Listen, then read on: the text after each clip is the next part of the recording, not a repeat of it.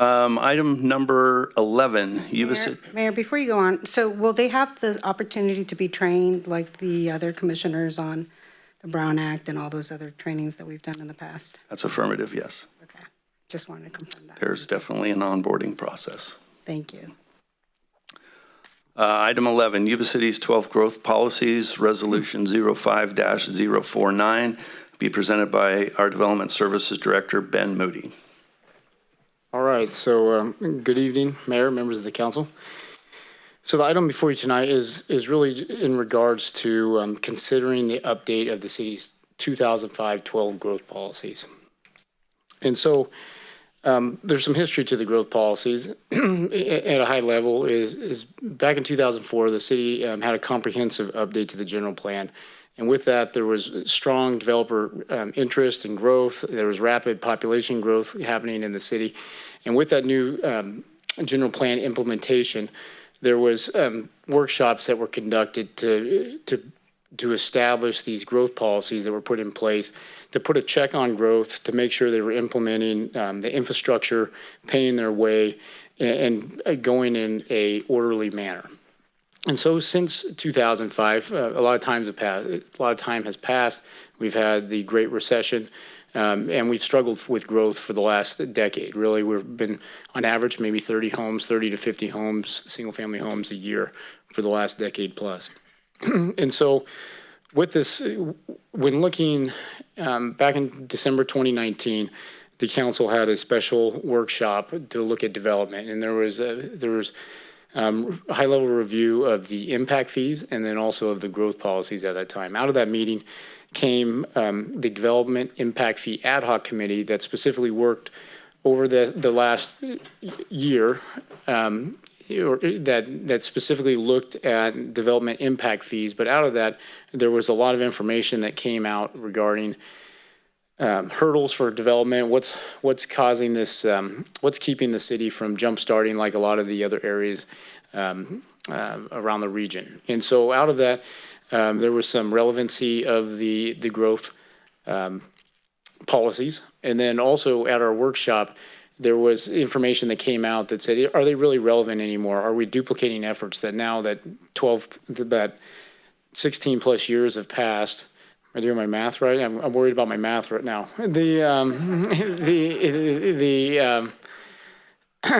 That are they still relevant? Do we have new master plans? Do we have new water and infrastructure studies that really supersede these?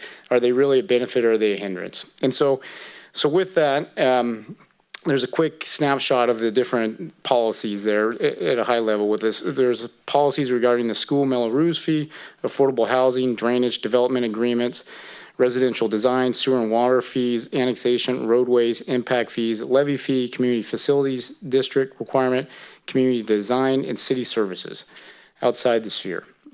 And so, and then back in 2005, there was a map where we called out these areas of growth that would require a specific plan or master plan to help guide and control that growth.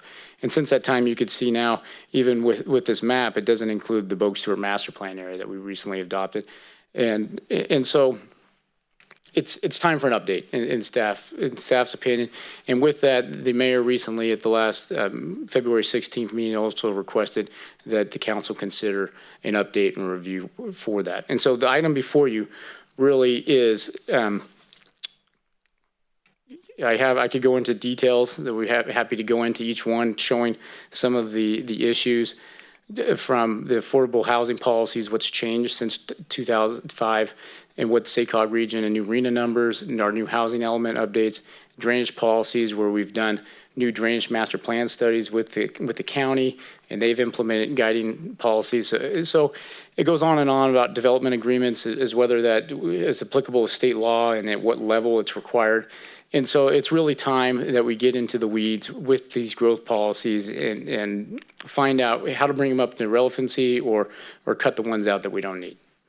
And so with that tonight, I'm looking for action to move forward on how to initiate that change. And so I really have three options, but you know, all options are on the table if there's other ideas, and that's really give staff the go ahead to work on them internally, that we come back, if you provide us some guidance, we'll come back with our recommendations. We use an existing ad hoc committee, the Development Impact Fee Ad hoc Committee that's existing. We could add to their scope, or we create a new ad hoc committee that provides a mechanism where you could really have these meetings to get into the weeds on some of these items. And so with that, I'd be happy to answer any questions.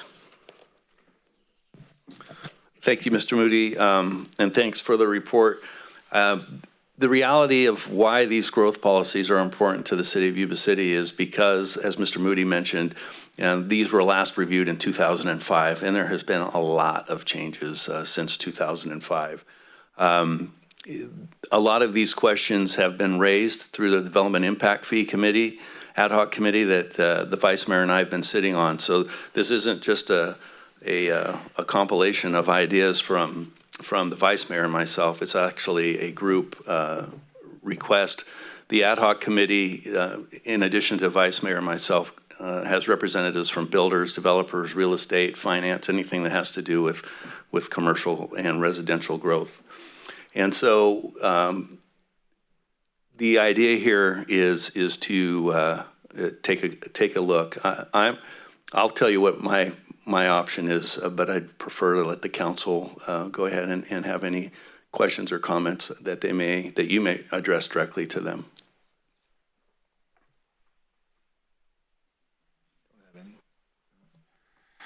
Nobody? Through the mayor? Ben, I just had a quick question. You said expand the scope of the existing ad hoc. What does that mean? So when the Development Impact Fee Ad hoc Committee was established, it was established by resolution, and it was limited to a term for 1 year, and there was specific scope in there that looked at impact fees through that resolution. And so the city attorney, I'm sure, could expand on this, but my understanding is currently the review and recommendation regarding the growth policies was not in that original scope. Is that the answer? Thumbs up? Thank you. Okay.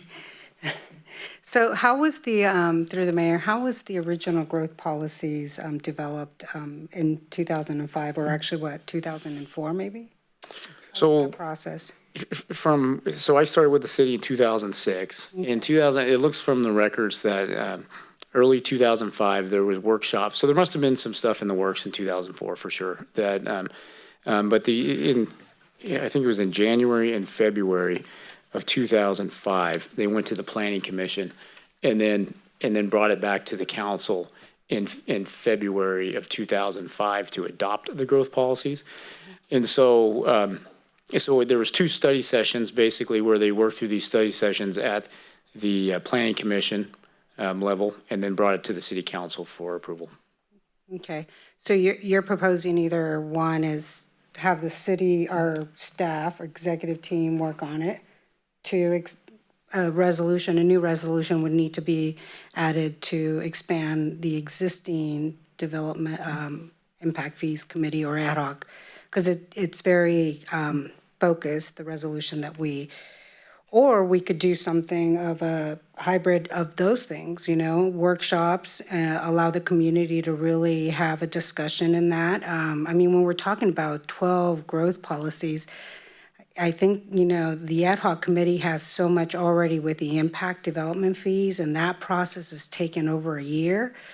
And not because of by choice, gentlemen, I really understand that. I just think that it would be really an opportunity for the whole council and maybe set up some workshops and allow the community to contribute in the conversation before maybe it goes to the ad hoc or vice versa. Something needs to be a little different than just go to an ad hoc, and the ad hoc with a small group decides 12 growth policies that probably would direct us for another 10 years. And I think that's very limited voice opportunity. I think it needs to be expanded. Through the mayor.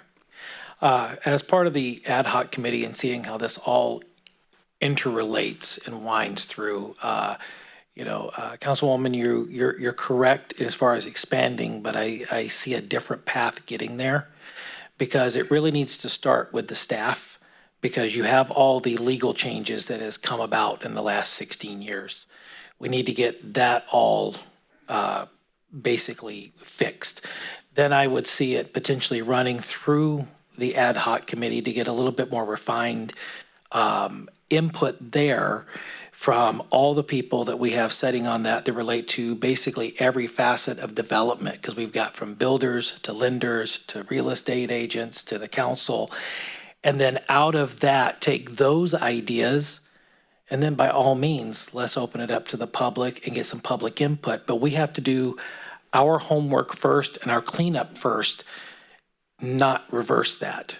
And, as we know, anything that comes out of the ad hoc, anything that comes out of a workshop has to come before all five of us anyway.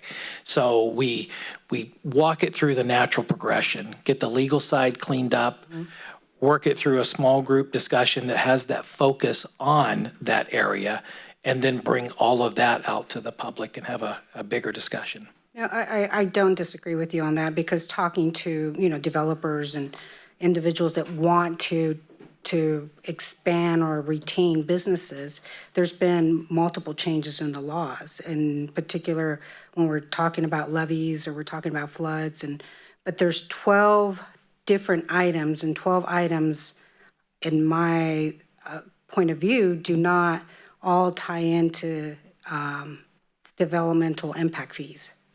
They don't all tie into that. So there's growth policies that are outside of that, there might be, guessing, I'm making a wild guess, there may be 6 maybe of those 12 that might be really good tie-ins to the committee that you and the mayor are part of right now.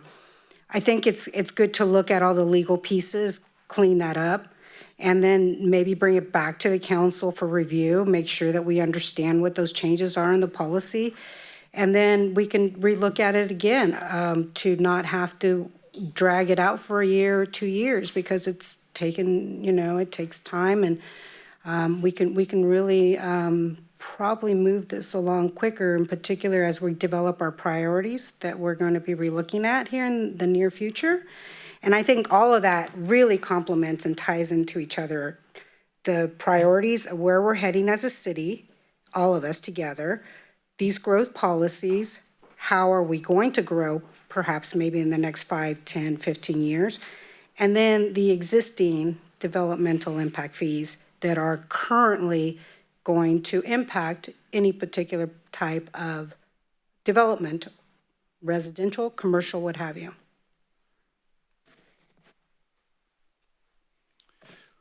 Thank you. I will add a couple things that I think are of importance. Number one is there is a heightened level of interest in both commercial and residential real estate going on right now. And as Mr. Moody threw up on the screen, that didn't sound right. I slowed it down. Sometimes I amaze myself. As Mr. Moody presented up on the screen, there's specific plans and master plans that were developed years ago, and those may or may not be appropriate right now. And there are people that want to do things in those specific master planned areas. And in fact, we have one or two of those on the docket right now. As it relates to some of the growth policies, I'll mention two that are of a concern right now. One is we have a policy that involves mellow roofs for the schools. That's really not, that may not be something that is really under the city's umbrella, if you will. So we need to talk with the school district about that, to talk about opening up and talking with our partners. Same thing with the levy assessments. We're already in a position where all those of us who live in the city are paying taxes for the Sutter Buttes Flood Control Agency, but we're also asking people that move in here to pay a levy impact fee. So we need to have conversation with the Sutter Buttes Flood Control Agency over that fee right now. The actions that the city council has taken to reduce development impact fees has definitely increased interest in development within the city, which is, I think, vitally important right now. But it's a balancing and I'm speaking from a former fire chief position. It's balancing the need for revenue to provide essential services with the growth that needs to come in to continue to provide the revenue for those services. So I think that to add to your comments, Councilwoman, I think that it's important for us to move in a relatively rapid fashion here, not in an effort to exclude anybody from participating, but we have interest right now, and we have things that are impeding the ability for these builders, developers, commercial, residential folks from moving forward, that I think if we shine a light on, we'd say, well, that doesn't make sense anymore. So my opinion is similar to yours and similar to the vice mayor's, which is let's let staff go in and crunch what the legal things are, bring that back, and then we can open up for a more participative view by those who are going to be impacted by this. And I really like that direction, Mayor. And I was going to, in my time of sharing later into the meeting, I did have a meeting today with Michael Bissett, which the majority of us on the council know Michael. He's the executive director, Sutter Butte's flood control. And so the chair, Kimmel Shu, and I, as the vice chair, met with him today to talk about what is it that Sutter Butte's, and in particular, the impact fees, because he mentioned the conversation that both of you have had, and in meeting all the requirements as Brown Act rules, we can talk about it here because we're all here together. So bless you, whoever sneezed there. So that he is going to contact, I asked him he was going to contact Ben Moody, because there's information about where those results of those numbers may look like for the levy assessment fees within our jurisdiction. So he's going to contact Ben on that, and there's another issue of a JPA that may be, is in the process where I think a conversation with Diana and Michael needs to happen. So that'll be happening shortly here. I think by the end of the week, he was going to reach out to both of them. So that's going to tie back into that impact fees that would help determine, how are these growth policies. And the other thing of that is in the growth policy, we're going to have the 200-year plan certification happening here very shortly in the near future, which is a requirement in order for us to have growth or development in the city, and that's happening here in the near future. So I really support what you're saying. If we can do that, I'm with you on that. Back through the mayor. Yes. If I may, sir, I just want to kind of bring back clarification on that ad hoc committee, because when we started this work, we never intended the full work of the ad hoc committee to be done in 6 months, but the work that was done between the ad hoc committee and this council was remarkable, because we appointed it in January, and I believe by April we had the recommendation back, and that started things moving last year. So that was just pass one. And to your point with Sabufka and stuff, these are questions that's already been raised and asked, because they don't just represent Yuba City. And, what other jurisdictions are paying levy impact fees, because there's considerable growth going on north of us. And through those, we found out that there was not impact fees being paid to the north, but yet our residents here were basically carrying the lion's share. To the point of the levies, our levies are good. The levies that they're talking about are to the west that don't impact Yuba City. At a far stretch, it was a bare minor portion of the southern west corner of the city. So our levies here are in good shape. So, the questions the ad hoc committee's been asking is, at what point have we done our due diligence with the impact fees and the levy impact fees, so that everybody's paying their fair share, and we've got the levies like we need. So these are the questions we've been asking for quite some time. Right. So I just want to make sure that, the community is aware that these are things the ad hoc committee started tackling a year ago. The council did a great job last April. Growth is going, and whatever that path is, we need to continue to move at that pace, because it doesn't need to take us a year, and I don't think it will. So we're all down the same path. Mayor, let me clarify, Vice Mayor, I don't want you to have the wrong impression that Michael didn't mention that those conversations occurred with you and the mayor. He was very clear about that, that there had been some movement in that and discussion. What I'm just saying is in just of a conversation this morning, this is what has happened since this morning, and those impact fees and the levy assessments, and he has numbers, and part of that, my support of what your direction is as well, supporting that as a city, we understand that we are carrying a larger portion, and the chair who I'm working with is from Butte County, so, understanding the north of what's going on, he and I work very closely and really well, Supervisor Kimmelshoe. So he was on the same path as I was, on the same direction. So I just wanted to clarify, he wasn't making any statements that he wasn't trying to help or resolve the issue, okay? No, we're good. We're just going to let you know, we're all on the same path. We've been asking for quite a while. So anyway, Mr. Mayor, back to you. The only thing I would say is I think that I'd want to get two things going here that look like they're in two parallel or two different paths. The impact fees are under the current purveyance of the current ad hoc committee. The growth policies is a separate issue in regards to that. So as it relates to meetings with impact fees currently in effect, I do believe that still resides with the ad hoc committee, with full transparency to the rest of the council should something come up that we need to change. Same thing with the school fees, but some of the planning and some of the other growth policies, which is really what I think staff needs to take a look at. With the bottom line for me anyway, and the reason I raised it last meeting was we have to make sure that if we're going to charge people, developers, our own people, et cetera, that it's reasonable, it's consistent, and it ties into the city of Yuba City. I mean, and those are really driving forces for me. And I think that since 2005 is way too long. We should have been taking a look at this years ago, especially as things have changed. So I told you I would share my concept. I think it's in alignment with yours, Councilwoman, and yours, Vice Mayor, and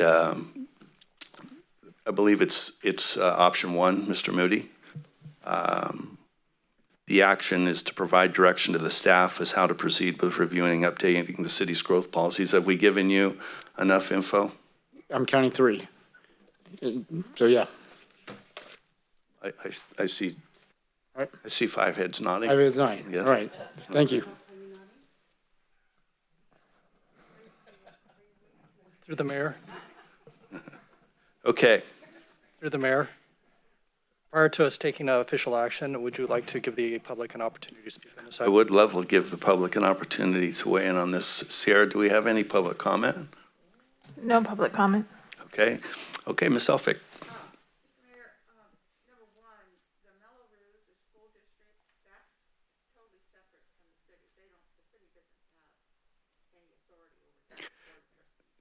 Exactly, and that's why we want to consider perhaps removing that from our growth policies. Yeah. And second, the development impact fees, and you have an ad hoc committee on that. We do have professionals come in and do an evaluation of the cost that it's costing the city to have development. But that's normally how it's done. You get the nexus. Right. It's the AB 1600 study, and I believe we've got a portion of that underway. Yes. So the traffic impact fees are underway, and there's been an initiated review regarding some of the other Is it just the components of it. traffic impact fees? And so there's currently ongoing, there's traffic, the levy, and, basically a full review is in the process to be updated. Because that's what should guide you. Because I was talking with Mr. Moody, and on this one development, your impact fees for this particular development that's ongoing is $15,000 per unit. And I know that the impact fees have to be somewhere between 35 and 50,000 if you take in consideration the levy. So every time you let a house be built or developer come in and you make your impact fees less than what it really costs you, the rest of the community pays that bill. It cannot survive for longer than maybe, I did simple math on it, I figure about 10 years, and you could easily go broke if you did extensive development and not do full impact fees. That's very, very important. The other thing is in doing your points of growth, you need to take into consideration the people that pay the taxes around here. Not just developers, real estate people, people who make a profit off of the community. It has to be also the people that pay the bills. Thank you. Thank you. I can assure you that this is a problem that has many layers, including bringing housing in, making it affordable to bring housing in, because we also hear from the folks that come to us that don't have a house to live here in Yuba City. So it's a balance that we're trying to strike, and that's the reason why we're going to begin to review all this. Those are your low-income homes, but when you charge your developer less than what it's costing you, pretty simple. Who's paying the bill? It's going to be the community. Thank you.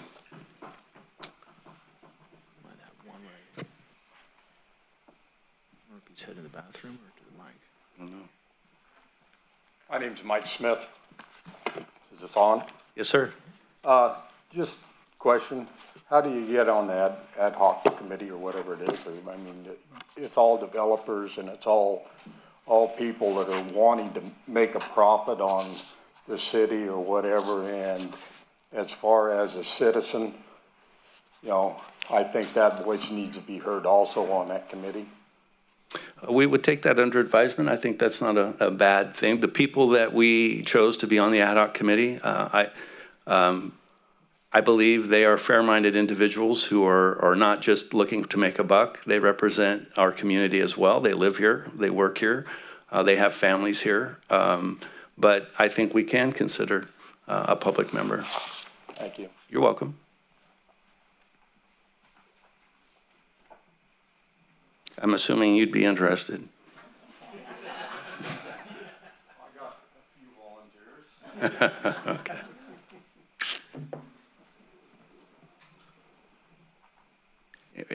I think it's also fair, and I know the whole process of especially when it comes to city growth, there are a lot of layers of things that have to go through, including specific plans or master plans, impact fees.